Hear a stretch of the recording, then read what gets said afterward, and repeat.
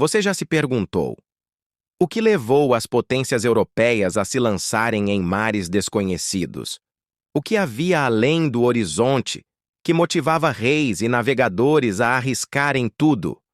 Entre os séculos XV e XVIII, uma corrida silenciosa e implacável tomou conta da Europa. Era a era da expansão marítima. Mas seria apenas ambição?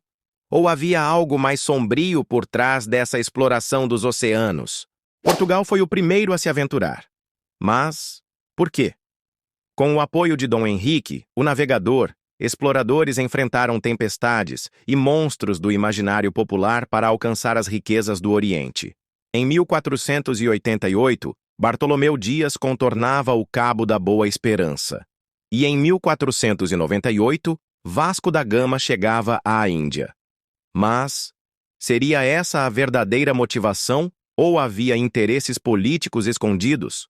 O comércio de especiarias prometia lucros incalculáveis, mas a busca por prestígio e influência também impulsionava esses movimentos. Afinal, dominar os mares era sinônimo de poder absoluto. Enquanto isso, do outro lado da Península Ibérica, a Espanha preparava um movimento ousado. Cristóvão Colombo, desafiando todas as previsões, parte rumo ao desconhecido. O resultado? A chegada a um novo mundo. Mas teria sido um erro de cálculo ou um plano maior estava em jogo? A descoberta das Américas não apenas transformou o mapa, mas redesenhou a história. O Tratado de Tordesilhas, assinado em 1494 entre Espanha e Portugal, estabelecia uma linha imaginária a 370 léguas a oeste das ilhas de Cabo Verde, dividindo as terras descobertas e por descobrir entre as duas potências. Na teoria, essa linha deveria ser respeitada para evitar conflitos durante a expansão marítima.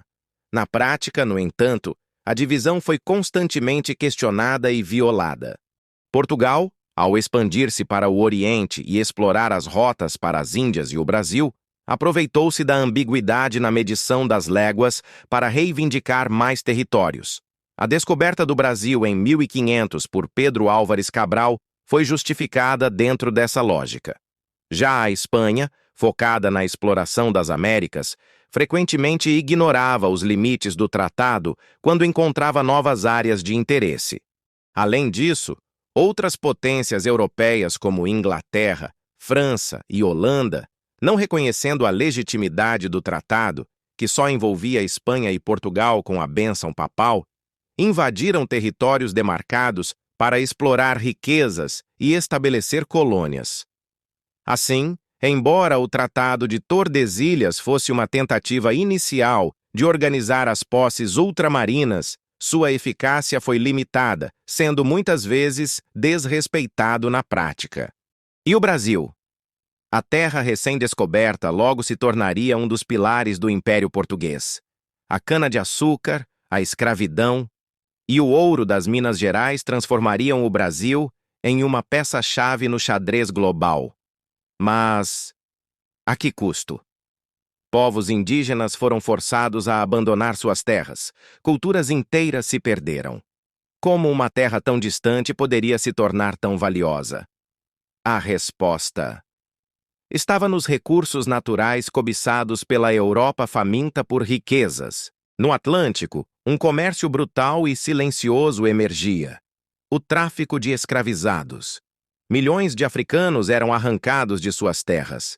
Pergunta-se: como uma busca por riquezas justificou tanta crueldade? A resposta está nas engrenagens de um sistema econômico que priorizava o lucro acima de tudo. Navios negreiros cruzavam o Atlântico em jornadas desumanas. Quantos sobreviviam? Quantos jamais chegaram?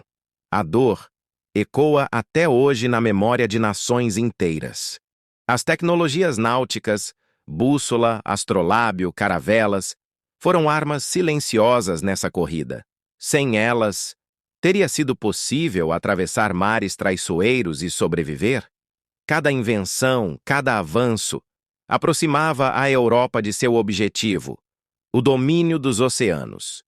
E não foi apenas tecnologia. Mapas detalhados, relatos de viajantes e espionagem entre reinos moldaram a exploração. Mas, e se um único erro cartográfico tivesse desviado todo o curso da história? E o que aconteceu com os povos que já habitavam as terras descobertas? Como reagiram? O choque de culturas foi inevitável e devastador. Povos inteiros dizimados por doenças, guerras e exploração. Quem realmente saiu ganhando com a expansão marítima? As populações locais resistiram, mas por quanto tempo poderiam lutar contra armas, doenças e a ganância europeia? Mas a expansão não parou por aí. A busca por novas rotas para a Ásia levou exploradores a enfrentarem os mares do Pacífico. Fernão de Magalhães iniciou uma viagem que provou: o mundo era maior e mais perigoso do que se imaginava. Sua tripulação circunnavegou o globo, mas a que custo? Apenas uma das 5 embarcações retornou. Teria valido a pena?